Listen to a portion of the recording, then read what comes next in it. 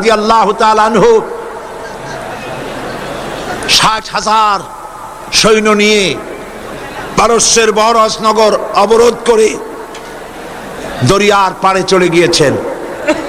জিজ্ঞেস করলেন সাহাবীদের, ইসলাম কি এই পর্যন্ত রাখবে না ইসলামের পতাকা নদীর ওপারেও তুলবে? এমন এক সময় ছিল যখন জঙ্গলের প্রাণীরাও আমাদের কথা শুনতো। সুবহানাল্লাহ বলেন। সাহাবীরা বললেন, সেনাপতি আপনি যেভাবে নির্দেশ করবেন আপনার নির্দেশ অনুযায়ী আমরা সেটা ফলো করব। আমরা আল্লাহর ইসলামকে, ইসলামের পতাকাকে এই পার পর্যন্ত নয় বরং নদীর ওপারেও আফ্রিকার ভূখণ্ডেও উড়াতে চাই। হযরতে সাদ বললেন, তাহলে আমার সঙ্গে দরিয়ার ভিতরে ঝাঁপায় পড়ো।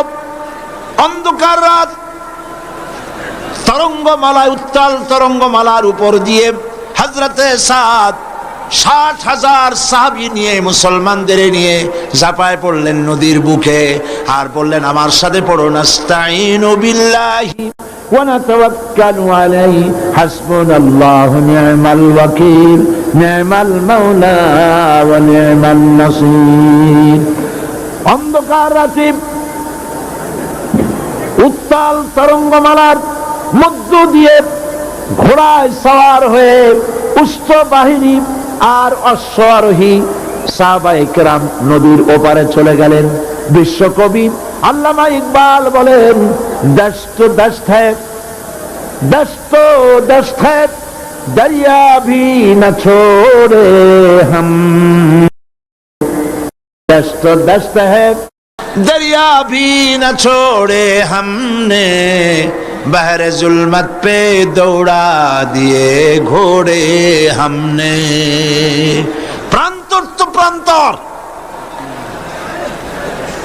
অন্ধকার রাতে উত্তাল তরঙ্গমালার উপর থেকে ঘোড় সওয়ার হয়ে আমরা আফ্রিকার ভূখণ্ডে ইসলামের পতাকা উড্ডীন করেছি। আমরা সেই মুসলমান।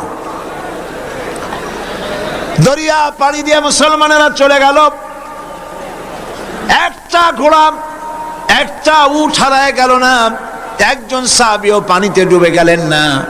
ওপারে যাওয়ার পর কাফের সরকার বুঝতে পারলো যারা তারা ইসলামকে প্রচার করার জন্য এসেছে, বলল এদেরকে জঙ্গলের পাশে থাকতে দাও, জঙ্গলি প্রাণীরা তাদের খেয়ে শেষ করে দেবে, যুদ্ধ করা লাগবে না।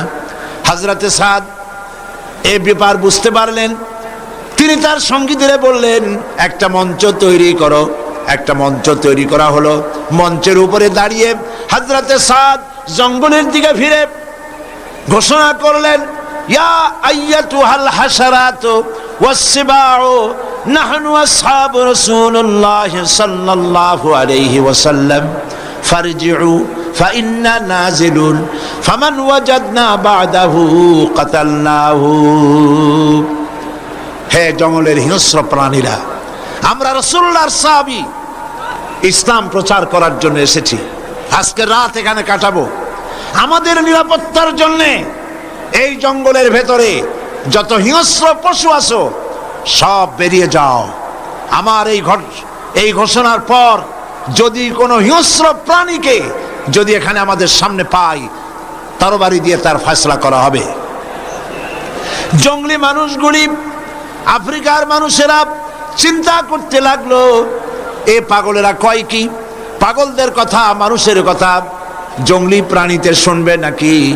তারা দেখতে পেল, তাদের সকলের চক্ষুকে অবাক করে দিয়ে দেখা গেল জঙ্গলের ভিতর থেকে বাঘের লাইনে বাঘ, সাপের লাইনে সাপ, সিংহের লাইনে সিংহ, যার যার লাইনে যার যার আন্ডা বাচ্চা মুখে করে নিয়া জঙ্গলের এই প্রান্ত থেকে অপর প্রান্ত পর্যন্ত এই এলাকা ছেড়ে চলে গেল।